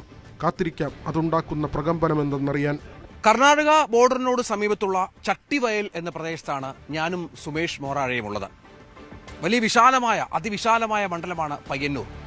ഇവിടെ തെരഞ്ഞെടുപ്പ് ചൂട് അങ്ങനെ തിളച്ചു മറിയുകയാണ്. വി കുഞ്ഞികൃഷ്ണനും TI മധുസൂദനുമായുള്ള പോരാട്ടത്തിന് അതിലും വലിയ ചൂടും ചൂരുമുണ്ട്. കാരണം 2 CPMകാർ, ഒരാൾ മുൻകാല CPMകാരൻ, ഒരാൾ സജീവ CPM കാരൻ, ഒപ്പം MLA ഏറ്റുമുട്ടുമ്പോൾ ആ പോരാട്ടത്തിന് താരതമ്യമില്ലാത്ത പോരാട്ടമെന്ന് തന്നെ വേണം പറയാൻ. ജനങ്ങൾ നിശ്ചയിക്കും എന്താണ്, ആര് ഉന്നയിക്കുന്ന ആരോപണങ്ങൾക്കാണ് ശക്തിയെന്നും സത്യമെന്നും. സുമേഷ് മൊറാഴയ്ക്കൊപ്പം രഞ്ജിത് രാമേന്ദ്രൻ, പയ്യന്നൂർ. തെരഞ്ഞെടുപ്പിൽ ആദർശം വെറുതെ പറയാമെന്നേയുള്ളൂവെന്ന് കുന്നമംഗലം മണ്ഡലത്തിലെ ഇടത് സ്വതന്ത്രൻ PTA റഹീം. ജയിക്കാൻ SDPIയുടേതടക്കം പിന്തുണ വേണം. വികസനത്തിനായാണ് വോട്ട് തേടുന്നത്. മണ്ഡലത്തിൽ വികസനം നടന്നിട്ടില്ലെന്ന് തെളിയിക്കുന്നവർക്ക് 5 പവൻ സ്വർണം നൽകാൻ തയ്യാറാണ്. കൊടുവള്ളിയുടെ ചരിത്രത്തിൽ ആദ്യമായി പരാജയപ്പെട്ട മുസ്ലിം ലീഗ് സ്ഥാനാർത്ഥിയാണ് തനിക്കെതിരെ മത്സരിക്കുന്നതെന്നും PTA റഹീം ന്യൂസ് 18നോട് പറഞ്ഞു. തുടർച്ചയായ വിജയങ്ങൾക്ക് ശേഷം ഇത്തവണയും ജനവിധി തേടുകയാണ് PTA റഹീം. തുടർച്ചയായി ജനങ്ങൾ അംഗീകരിക്കുന്ന ഒരു നേതാവാണ്, MLA ആണ്. ഇത്തവണയും ജനവിധി തേടുമ്പോൾ എന്താണ് പ്രതീക്ഷ? ജനങ്ങളിൽ നിന്ന് ഏത് സ്വീകരണമാണ് ഉണ്ടാവുന്നത്? ഞാൻ ആദ്യം ഇവിടെ മത്സരിച്ചപ്പോൾ 4,000 വോട്ടായിരുന്നു ഭൂരിപക്ഷം. അത് പിന്നെ 8ആയി, പിന്നെ 12ആയി. എൻ്റെ ഒരു പ്രവർത്തന ശൈലി വെച്ചിട്ട് നോക്കുമ്പം ഇനിയും ഭൂരിപക്ഷം വർദ്ധിക്കാനാണ് സാധ്യത. കാരണം എൻ്റെ എതിർ സ്ഥാനാർത്ഥി കൊടുവള്ളിയിൽ നിന്ന് ഇന്ന് വരെ ലീഗിന്റെ സ്ഥാനാർത്ഥികളാരും തോറ്റിട്ടില്ല അവിടെ ചരിത്രത്തിൽ. ആദ്യമായി കൊടുവള്ളി തോറ്റ ഒരാളാണ് അവിടുന്ന് വന്ന് ഇവിടെ നിൽക്കുന്നത്. അതുകൊണ്ട് എല്ലാ ആളുകളുടെയും വോട്ട് എനിക്ക് കിട്ടും. അതുകൊണ്ട് എൻ്റെ ഭൂരിപക്ഷം വർദ്ധിക്കും എന്ന് തന്നെയാണ് ഞാൻ വിശ്വസിക്കുന്നത്. ഈ സ്വതന്ത്ര പരീക്ഷണങ്ങൾ നടത്തിയ ഒരു സ്ഥലമാണ്. ലീഗ് ഇത്തവണ നേരിട്ട് കോണിച്ചിഹ്നത്തിൽ മത്സരിക്കുന്നു. അതിൻ്റെ ഒരു ആനുകൂല്യം ലീഗിനുണ്ടാകുമോ? ഇല്ല എന്നുള്ളതാണ് ഞാൻ നിങ്ങളോട് നേരത്തെ പറഞ്ഞത്. കാരണം ചരിത്രത്തിൽ പെരിന്തൽമണ്ണിൽ നിന്ന്, കണ്ണൂരിൽ നിന്ന്, കൊയിലാണ്ടിയിൽ നിന്ന് ഒരുപാട് ആളുകൾ കൊടുവള്ളി വന്ന് ജയിച്ചു പോയിട്ടുണ്ട്. ഇന്ന് വരെ ലീഗ് അവിടെ തോറ്റിട്ടില്ല. ആകെ മുസ്ലിം ലീഗിന്റെ ഒരു സ്ഥാനാർത്ഥി തോറ്റത് അദ്ദേഹമാണ്. പക്ഷേ ലീഗ് നേതൃത്വം ഇത്തവണ തന്നെ പറയുന്നത് കാലങ്ങളായി CPM-ന്റെ ഒരു തന്ത്രമാണ് സ്വതന്ത്രമായിട്ട് മണ്ഡലം പിടിക്കുക. അങ്ങനെ കുറച്ച് നാളുകളായി വിജയിക്കുന്നുണ്ട്. പക്ഷേ ഇനി ആ തന്ത്രം വിജയിക്കുന്ന കാലം കഴിഞ്ഞു എന്നാണ് ലീഗ് പറയുന്നത്. അങ്ങനെയൊന്നുമല്ല. അത് ഓരോരോ വികസന പ്രവർത്തനങ്ങൾ വിലയിരുത്തിയിട്ടാണ് ആളുകൾ വോട്ട് ചെയ്യുന്നത്. രാഷ്ട്രീയത്തിനപ്പുറം പഴയ പോലെ രാഷ്ട്രീയത്തിൽ സ്റ്റിക്ക് ഓൺ ചെയ്ത് നിൽക്കുന്ന ഒരു കാലഘട്ടമൊന്നുമല്ല ഇത്. അതുകൊണ്ടാണല്ലോ പല പ്രാവശ്യം ഞാൻ ജയിച്ചത്. ഇപ്പോൾ കൊടുവള്ളിയിൽ നിന്ന് ഞാൻ ആദ്യമായി തെരഞ്ഞെടുപ്പിൽ ജയിച്ചാലും ഞാൻ മുരളീധരനായിരുന്നു സ്ഥാനാർത്ഥി. പക്ഷെ അത് ജയിക്കാൻ സാധിക്കുന്നത് എന്തുകൊണ്ടാണ്? ജനങ്ങളുടെ ഇടയിലുള്ള ഒരു ആക്സെപ്റ്റൻസ്. നമ്മളോട് പാർട്ടി ചെയ്തിട്ടുള്ള കാര്യങ്ങൾ തെറ്റാണ് എന്ന് പൂർണ്ണബോധ്യമുള്ള ആളുകൾ ലീഗിൽ തന്നെ ഉണ്ട്. ഒരുപാട് ആളുകൾ എന്നെ പുറത്താക്കുന്നതിൽ മുഖ്യ പങ്ക് വഹിച്ച ആളാണ് മത്സരിക്കുന്നത്. അതുകൊണ്ട് ലീഗുകാർക്ക് തന്നെ ഒരു പാഠം പഠിപ്പിക്കുന്നതാണ് ഞാൻ മനസ്സിലാക്കുന്നത്. കൊടുവള്ളി ഒരു പാഠം പഠിപ്പിച്ചിട്ടുണ്ട്. അതുകൊണ്ടാണല്ലോ അവിടെ നിൽക്കാൻ സാധിക്കാത്തത്. ഈ കാരാട്ട് റസാക്ക് നാടകീയമായിട്ടാണ് മടങ്ങിപ്പോയത്. താങ്കൾക്കെതിരെ ഒരുപാട് ആരോപണങ്ങളൊക്കെ ഉന്നയിച്ചു. താങ്കളാണ് ഈ കൊടുവള്ളിയുടെ വികസനമൊക്കെ തടയുന്നത്. താങ്കൾ നിർദ്ദേശപ്രകാരമാണ് റിയാസ് അവിടെ ചില പദ്ധതികളൊക്കെ നടപ്പിലാക്കാതെ ഇരുന്നത് എന്നൊക്കെ പറഞ്ഞ ചില കാര്യങ്ങൾ ശുദ്ധമായ അസംബന്ധമാണ്. ഞങ്ങൾ രണ്ടാളും കൂടിയിട്ടാണ് കിഫ്ബി പദ്ധതികളൊക്കെ ആവിഷ്കരിച്ചതും നടപ്പാക്കിയതും ഒക്കെ. എല്ലാ കാര്യങ്ങളും ഞങ്ങൾ എല്ലാം ഒന്നായിട്ട് തന്നെയാണ് ചെയ്തത്. പക്ഷേ ലേറ്റസ്റ്റ് ആയിട്ട് നിങ്ങൾ പറയുന്ന സിറാജ് ഫ്ലൈ ഓവറിന്റെ കാര്യത്തിൽ ബഹുമാനപ്പെട്ട MK മുനീർ തന്നെയാണ് ഇതാവശ്യമില്ല എന്ന് എഴുതി കൊടുത്ത് അവിടുത്തെ മുനിസിപ്പാലിറ്റി അതുകൊണ്ട് റെസൊല്യൂഷൻ പാസ്സാക്കുകയും ചെയ്തു. അതാണ് അതിനൊരു തടസ്സമുണ്ടായത്. ഞാനത് നിയമസഭയിൽ ചോദിച്ചപ്പോൾ എനിക്ക് കിട്ടിയ മറുപടി അതാണ്. നമ്മളെ സംബന്ധിച്ചിടത്തോളം അത് കൊണ്ടുവരുന്നതിന് ആവശ്യമായ എല്ലാ സപ്പോർട്ടും ചെയ്യുകയും അതിന് ഐഡിയ ഉണ്ടാക്കുകയും ചെയ്തത് ഞാനാണ്. ഈ താങ്കളുടെ ബന്ധുക്കൾക്ക് വേണ്ടി അട്ടിമറിച്ചു എന്നാണ്? അതോ ആർക്കും അവിടെ സ്ഥലമൊന്നുമില്ല. പോകുന്ന സ്ഥലത്ത് ഒരു പള്ളിയും ബാഫി തങ്ങളുടെ സ്മാരക സൗധവും ഒരു മദ്രസ കെട്ടിടവുമാണുള്ളത്. അത് പിന്നെ പഴയതാണ്, 52-ലുള്ളതാണ്. അത് ഞങ്ങൾ ഇത് പോകും എന്നുള്ള നിലക്ക് മദ്രസ കെട്ടിടം ഞങ്ങൾ വേറെ ഉണ്ടാക്കി ഇതിനൊരുക്കാൻ വേണ്ടിയിട്ട്. അപ്പോൾ ഞങ്ങൾക്ക് വലിയൊരു നഷ്ടം പറ്റിപ്പോൾ. കാരണം ആ മദ്രസ രണ്ടാമത് പുനരുദ്ധരിക്കേണ്ടി വന്നു. അതിനിപ്പോൾ 10-30 ലക്ഷം രൂപ ചിലവായി. ഇതെടുത്തുമില്ല. ഇതിപ്പോൾ വെൽഫെയർ പാർട്ടി SDP-യുടെ ഒക്കെ സഹായം പിന്തുണ വലിയ ചർച്ചയായി മാറുകയാണ്. ഈ ഒരു മണ്ഡലത്തിൽ എങ്ങനെയാണ് ഇത്തരം സ്വതന്ത്ര പരീക്ഷണങ്ങൾ നടത്തുന്നത്? ഇത്തരം കക്ഷികളുടെ വോട്ട് നേടാൻ വേണ്ടിയാണെന്നാണ് NDA സ്ഥാനാർത്ഥി പറയുന്നത്. വെൽഫെയർ പാർട്ടിയുടെയൊക്കെ വോട്ട് ഏത് ദിശയിലേക്കാണ് ഇവിടെ പോവുക? അവിടെ നിന്നൊക്കെ പിന്തുണ ലഭിക്കുമെന്ന് പ്രതീക്ഷിക്കുന്നു. വെൽഫെയർ പാർട്ടിയുടെ തീരുമാനമൊക്കെ അവർ പ്രഖ്യാപിച്ചു കഴിഞ്ഞിട്ടുണ്ട്. എന്നെ സംബന്ധിച്ചിടത്തോളം ആരായാലും വ്യക്തിപരമായും ഇവിടുത്തെ വികസനവും മുൻനിർത്തി എനിക്ക് വോട്ട് ചെയ്യും. കാരണം ഞാനൊരു രാഷ്ട്രീയ വിവേചനവും കാണിക്കാതെയാണ് എല്ലാ വികസന പ്രവർത്തനങ്ങളുമായി മുന്നോട്ട് പോയിട്ടുള്ളത്. ഇവിടെ BJP ആണെങ്കിലും ശരി, നിങ്ങൾ പറയുന്ന വെൽഫെയർ പാർട്ടി ആണെങ്കിലും ശരി, ആരാണെങ്കിലും ശരി, വികസനത്തിന്റെ കാര്യത്തിൽ ഒരു പക്ഷഭേദവും ഞാൻ കാണിച്ചിട്ടില്ല. IPL-ൽ ചെന്നൈ സൂപ്പർ കിങ്സിനെതിരെ തകർപ്പൻ ജയം നേടിയിരിക്കുകയാണ് രാജസ്ഥാൻ റോയൽസ്. ചെന്നൈയെ തോൽപ്പിച്ചത് 8 വിക്കറ്റിനാണ്. വൈഭവ് സൂര്യവംശിയുടെ വെടിക്കെറ്റ് ബാറ്റിംഗാണ് രാജസ്ഥാന് ഈ അനായാസ ജയം സമ്മാനിച്ചത്.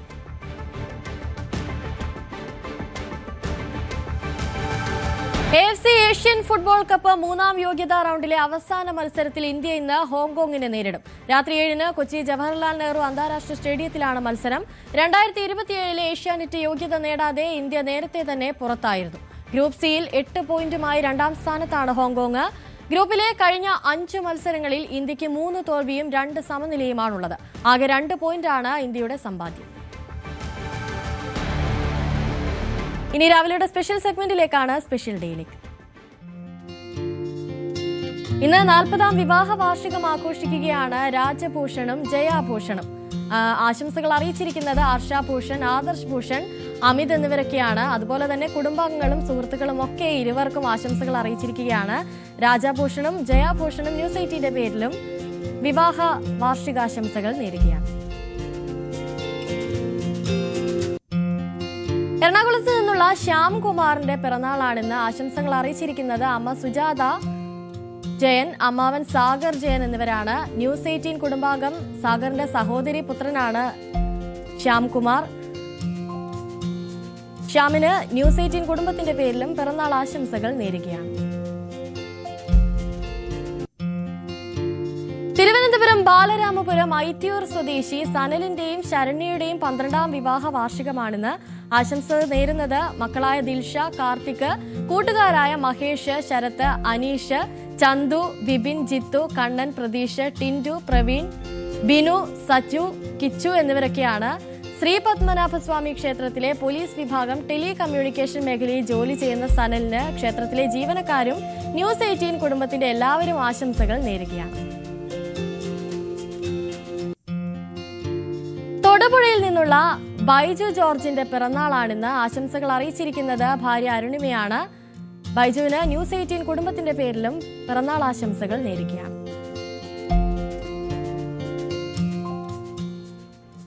രാവിലെയുടെ സമയം ഇവിടെ പൂർണ്ണമാവുകയാണ്. വാർത്തകളും വിശേഷങ്ങളും ഒക്കെയായി നാളെ വീണ്ടും കാണാം. നമസ്കാരം.